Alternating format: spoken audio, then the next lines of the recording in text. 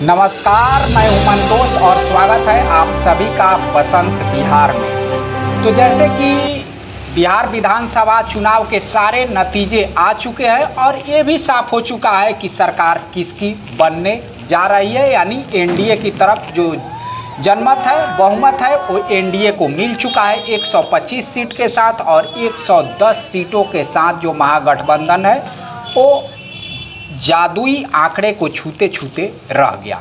हम आज दो तीन मुद्दे पे, खास तौर से तीन मुद्दे पे हम बात करने वाले हैं। पूरे चुनावी प्रकरण में मीडिया की जो भूमिका रही है, खास तौर से एग्जिट पोल को लेकर, उसके विषय में। दूसरा है एनडीए के जीत का कारण क्या है। खास तौर से एंटी इनकम्बेंसी भी थी नीतीश कुमार के साथ, मगर उसके बावजूद भी एनडीए यहाँ पे लीड हासिल किया हुआ है बिहार में, इसकी वजह पे। और तीसरा है नीतीश कुमार मुख्यमंत्री बनाए जाए या नहीं। तो चलिए, हमारे साथ यहाँ पे बैठे हुए हैं राम प्रवेश शाह जी। राम प्रवेश जी, जो मीडिया का, सबसे पहले मीडिया की भूमिका के बारे में हम बात कर लेते हैं। मीडिया जो एग्जिट पोल दिखा रहा था महागठबंधन को, इसमें सीट जो है 180 के आसपास दिखा रहा था। हालांकि जो भी एग्जिट पोल वाले, जो भी न्यूज़ चैनल वाले हैं या जो सर्वे करने वाली कंपनियां हैं, उनमें से अधिकांश जो है वो महागठबंधन को बहुमत देते हुए या मिलते हुए नज़र आ रहे थे। लेकिन यहाँ पे पूरी तरीके से जो उन लोगों का आंकड़ा है वो फेल हो गया है। लेकिन और बहुत से ऐसे भी है जो कांटे की टक्कर भी बता रहे थे, तो कांटे की टक्कर तो है, लेकिन उनके बहुमत पे ज़्यादा चर्चा किया है, ज़्यादा से ज़्यादा चर्चा किया है मीडिया ने। तो मीडिया की इस भूमिका को आप किस तरह से देखते हैं?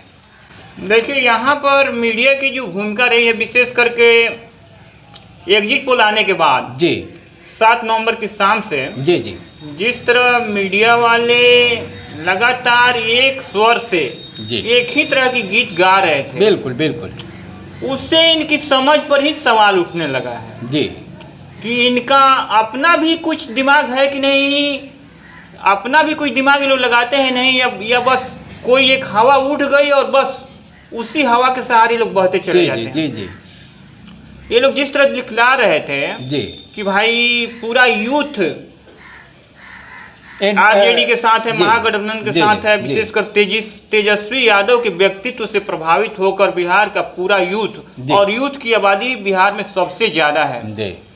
और इस पर इन लोगों ने लगातार 3-4 दिन प्रोग्राम किया और इसी पर केंद्रित। बिल्कुल।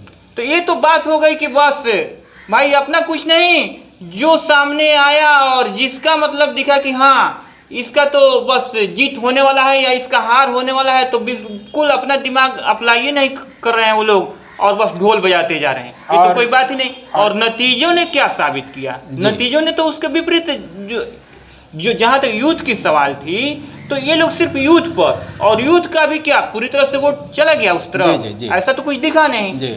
लेकिन इन लोगों का यही देखने में आया कि भाई ये लोग अपना दिमाग अप्लाई नहीं किए, बस हवा के साथ बहते चले, हवा के साथ बहते चले गए। और जो भीड़ है, जो भी मान लीजिए कि जी, इसका नाम एक भीड़ तंत्र से भी तुलना इसकी की जा सकती है। तेजस्वी की जनसभाओं में जो भीड़ हो रही थी, उस भीड़ को भी मान लीजिए कि उस भीड़ में भी ये लोग बहते चले गए हैं। जो भी मान लीजिए कि मुखर वोटर है, इन लोगों से ये लोग बात करके, लेकिन जो साइलेंट वोटर है, इनमें वो एनडीए के साथ थे और वो लोग कुछ बोलने को राजी नहीं थे।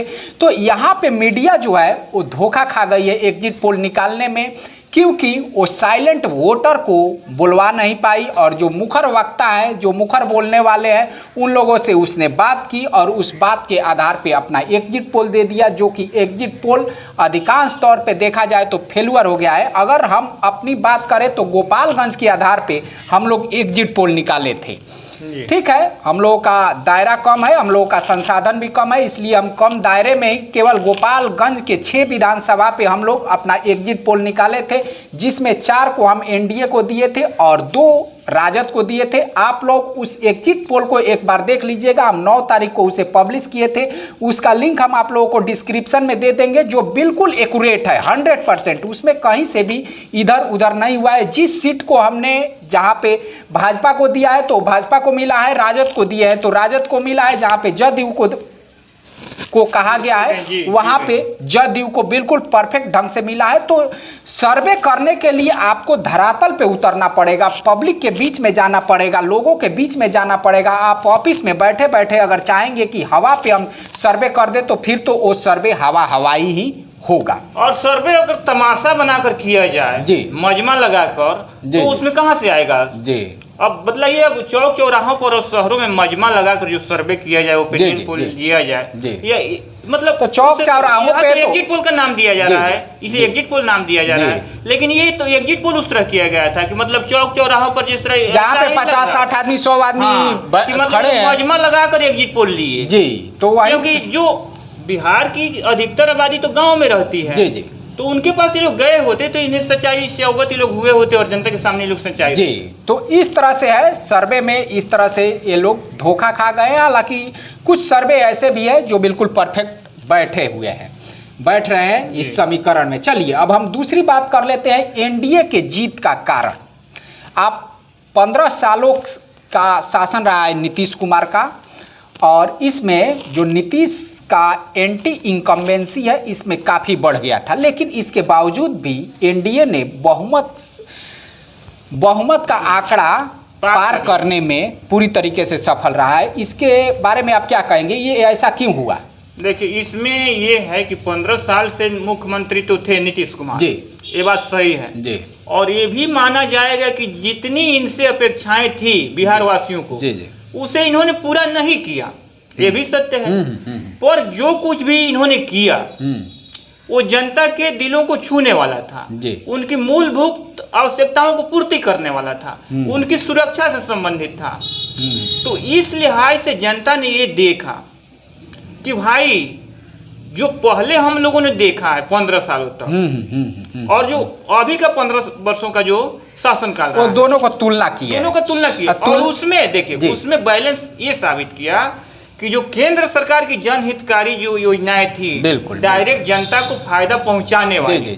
देखिए, लॉ एंड ऑर्डर तो केंद्र के हाथ में नहीं है, लॉ एंड ऑर्डर यहाँ राज्य सरकार के हाथ में है, पर जनता को डायरेक्ट बेनिफिट देने वाली जो केंद्र की योजनाएं थी, इसका भी असर जो है तो नीतीश कुमार की अपनी योजनाओं से और कार्यों से ज्यादा उसका असर हुआ। जी जी। और ये दोनों भरोसेमंद, अगर नीतीश की बात की जाए या मोदी की बात की जाए, ये दोनों जनता में अपना भरोसा स्थापित कर चुके हैं जी। तो इसलिए जनता ने इन पर भरोसा किया कि भाई ये लोग अच्छा ही करेंगे, तो क्योंकि अभी तक हम लोगों ने जो देखा है वो तो हम लोगों के लिए अच्छा ही रहा है। एंटी इनकम्बेंसी पे कहीं ना कहीं इस पे मोदी फैक्टर ज्यादा भारी पड़ा है। ठीक है, मुझे लगता है कि नीतीश कुमार का विरोध तो था, सभी जगहों पे विरोध था।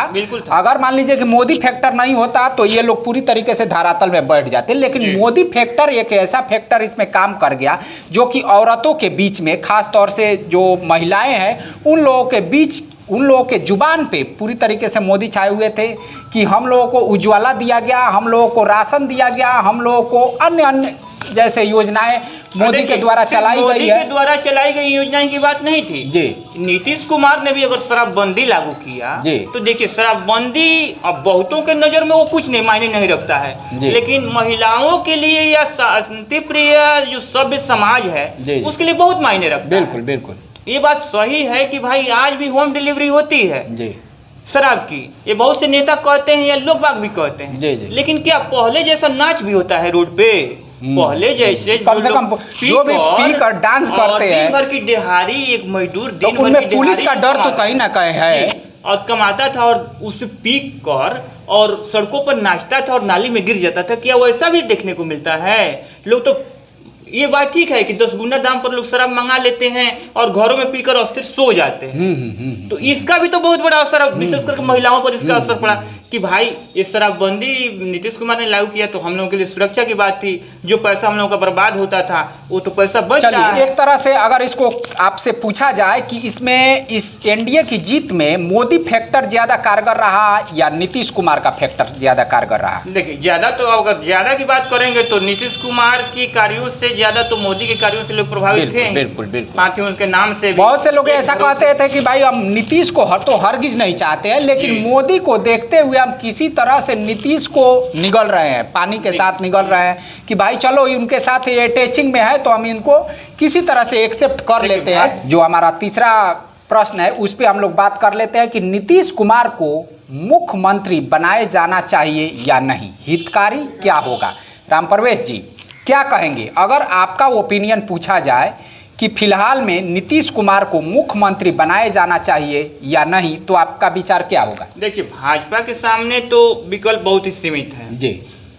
उसने तो अपना वादा भी उसे अपना निभाना पड़ेगा। जी। उसने पहले ही कई बार अनाउंस कर दिया और नहीं तो देखिए जो जनमत का मान लीजिए कि आवाज है वो नीतीश के खिलाफ है। हाँ, जनमत आप पोस्ट देख सकते हैं जहाँ पे भी आप मान लीजिए कि सोशल मीडिया आज एक बहुत ही बड़ी जनमत का सर्वे आप लोग उस पर देख सकते हैं, कोई भी हो, जहाँ पे नीतीश कुमार को मुख्यमंत्री किसी तरह से एक्सेप्ट करते हुए जनता नजर नहीं आ रही है। वो लोग चाहते हैं कि किसी नए चेहरे को लाया जाए। सही है, देखिए वो बात सही ठीक है, लेकिन 2010 में तो बिहार की जनता ने भारी बहुमत दिया था जी इस गठबंधन को। तो भारी देखिए हर किसी का एक दौर होता है। हाँ, हर किसी का एक चेहरा होता है, चेहरा देख देख के लोग उब जाते हैं। उनसे कुछ मान लीजिए कि आप सामान्य उम्मीद कर सकते हैं, किसी अलग तरह की उम्मीद नहीं कर सकते। देखिए मैं ये बात क्यों कह रहा था भारी बहुमत की, भारी बहुमत दिया था और ये कहा था, जनादेश यही था कि भाजपा और नीतीश कुमार मिलकर सरकार चलाएं। जी जी। लेकिन इन्होंने जनादेश का अपमान किया और बीजेपी को अलग कर दिया जी। उसके बाद इन लोगों के सहयोग से उन्होंने सरकार चलाई और 15 का चुनाव इन लोगों के साथ लड़े, आरजेडी और कांग्रेस के साथ। जी जी। उसके बाद भी वो जनादेश उन्हें मिला। जी जी। नीतीश का वो जो 2015 का जनादेश मिला वो आरजेडी और कांग्रेस के साथ मिला। बिल्कुल बिल्कुल। फिर उसमें उन्होंने भी धोखाबाजी की और फिर बीजेपी के साथ आ गए 1.5-2 साल बाद। जी। तो देखिए आज तो ठीक है कि उनका तो मान लीजिए कि ग्राफ गिर चुका है पूरी तरीके से, लेकिन और जनता ने तो 5 साल के लिए वोट कर दिया है जी। अब आज के डेट में क्या भरोसा है कि यदि बीजेपी कहे कि कोई और मुख्यमंत्री बनेगा या बीजेपी का मुख्यमंत्री, तो क्या भरोसा है कि नीतीश कुमार बीजेपी के साथ ही रहेंगे? क्या भरोसा है, इसकी क्या गारंटी है कि वो आरजेडी के साथ नहीं जाएंगे? हाँ, ये भी एक फैक्टर है। लेकिन जैसा कि अब देखिए अब नीतीश कुमार पे चुका है महाराष्ट्र की घटनाओं को देखकर। कौन जानता था कि भाई जो 20-25 वर्षों से सहयोगी, उतनी विश्वसनीय सहयोगी शिवसेना जो हम साथ रह रही है, कांग्रेसी और एनसीपी वालों की गोद में जाकर बैठ जाएगी और ऐसे ऐसे घिनौने कार्य करेगी महाराष्ट्र में। कोई जानता था? तो इस तरह से देखा जाए तो मान लीजिए कि भाजपा की एक मजबूरी भी है कि अगर हम मुख्यमंत्री किसी और को पेशकश करते हैं तो ये कहीं हो सकता है कि अपना बिल्कुल इस बात जैसा कि इनका नाम है पलटू राम कि भाई उसके लिए वादा ये लोग कर चुके हैं, जनता में घोषित कर चुके हैं। इन लोगों की अपनी विश्वसनीयता का भी सवाल है। और दूसरी बात कि क्या देखिए ऐसा नहीं हो सकता है कि नीतीश कुमार कुछ जनमत की आवाज को सुनते हुए कुछ बड़ा दिल करते हुए वो उस पद का त्याग कर दे और कहे कि नहीं किसी अदर को इस पे मुख्यमंत्री पद के लिए हम नियुक्त करते हैं, या भाजपा खुद इस पे किसी को नियुक्त करे, किसी को प्रोजेक्ट करे तो हम उसे एक्सेप्ट कर लेंगे। तो उसमें जनता के बीच में भी नीतीश कुमार का एक बहुत बेहतरीन कद बढ़ता। बहुत अच्छी बात है अगर ऐसा हो जाए तो जी। हालांकि इसकी संभावना बहुत ही कम है जी कि मुख्यमंत्री नीतीश कुमार ऐसा कोई ऑफर बीजेपी की दूंगी या ऐसी कोई पहल करेंगे जी। इसकी संभावना बहुत ही कम जी। तो फिलहाल मान लीजिए कि जो जनता की आवाज है वो नीतीश कुमार के साथ तो नहीं है। फिलहाल मान लीजिए कि जो सीट मिले हैं उसमें भी ऐसा ही दिखता है। और ये नीतीश कुमार एक ऐसे मान लीजिए कि व्यक्तित्व वाले व्यक्ति हैं जो कि यही जंगल राज को खत्म करने में सबसे ज्यादा कारगर हुए हैं। लेकिन समय का जो चक्र है वो हर एक किसी के साथ एक जैसा नहीं रहता है, वो बदलता ही रहता है। वो इंसान वही रहता है लेकिन जो पब्लिकली जो उसका बहुमत होता है, जो जनमत होता है, उसका साथ समय के साथ छोड़ता जाता है। तो इस बात का नीतीश कुमार को ध्यान रखना चाहिए कि आज बिहार की जो पब्लिक है वो नीतीश कुमार से खफा है। अगर किसी अदर को मुख्यमंत्री बनाया जाता है तो ये एक पूरी तरीके से एक नया मान लीजिए कि निर्णय होगा और ये प्रशंसनीय कदम होगा जी। बिल्कुल। तो लेकिन देखा जाए हालांकि ऐसी संभावना बहुत ही कम है, ज्यादा संभावना इस बात की है कि वो ऐसा कोई पहल नहीं करेंगे जी। तो अब हालांकि ऐसा हो तो बहुत अच्छा हो जी। अगर कोई अदर मुख्यमंत्री बनता है तो ये कुछ अलग बात होगा और बहुत ही प्रशंसनीय बात होगा। लेकिन अभी देखना होगा, अभी समय का जो धारा है वो उस तरफ तो मुझे अदर की तरफ जाते हुए नज़र नहीं आ रहा है। खास तौर से नीतीश कुमार की ओर जाते हुए नज़र आ रहा है। और नीतीश कुमार मान लीजिए कि अगर उसे एक्सेप्ट कर लेते हैं तब तो ये बात ही अलग है। अब देखना ये होगा कि मुख्यमंत्री के रूप में तो फिलहाल नीतीश कुमार है, अगर कोई और हो जाता है तो ये एक बहुत ही बेहतरीन बात होगी। फिलहाल आप लोग कमेंट बॉक्स में कमेंट करके जरूर लिखिएगा कि क्या आप लोग नीतीश कुमार को ही मुख्यमंत्री देखना चाहते हैं या किसी अदर चेहरे को आप लोग देखना चाहते हैं एनडीए में। तो चलिए दोस्तों, इसी के साथ हम अपने वीडियो को यहीं पे समाप्त करते हैं। हम फिर मिलेंगे अगले वीडियो में अगले टॉपिक के साथ। तब तक के लिए नमस्कार।